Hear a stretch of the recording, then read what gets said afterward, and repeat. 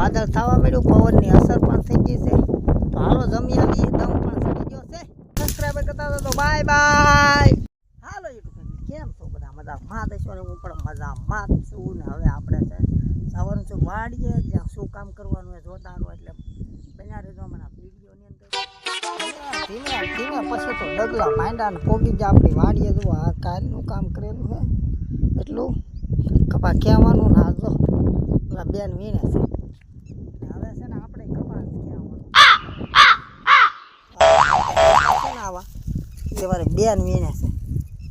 વાહ, કેમ મજા આવે કે બેન? એવું છે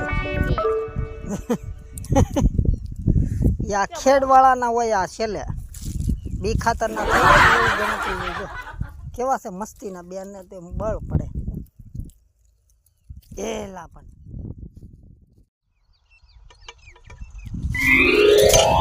અમારું કામ છે ને ભાઈ આ કપાસ ખેંચવાનું છે, એટલે આપણે છે ને આને આખો દી બળ કરી કરીને આવી રીતે ખેંચવાનું. જો માથે પડે પણ હા શું કરવું. જો આવું હાલો ઝપાઝપી ખેંચવા મળી. વાદળા બહુ થવા મળ્યા છે, વરસાદ તૈયાર આગાહી છે.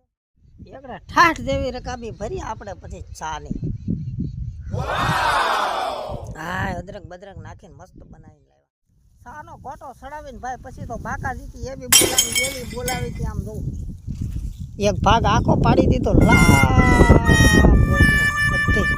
હવે આની કોળી કરવાની તો મારી મમ્મી કોળિયું બનાવે ને એવી. તો હાલો આપણે લાગી જઈ કોળિયું બનાવવા. સાનો કમાલ જોવો ભાઈ, પાથરો પાડી દીધો. જો હા ટન થઈ ગયો. હવે ખાડો પૂરવાનો સમય થઈ ગયો ને તો ખાડો પૂરી. આંબા કાકાની આગાહી પ્રમાણે તો વાદળ થવા મળ્યું, પવનની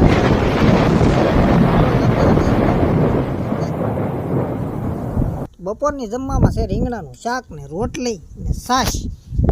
આપણી ઝૂંપડીની નીચે એકદમ. હાલો તો ઝપટ બોલાવવા મળી. તો આ બેનને છે ને પેટનો ખાડો પૂરી બહુ મળવો પડે.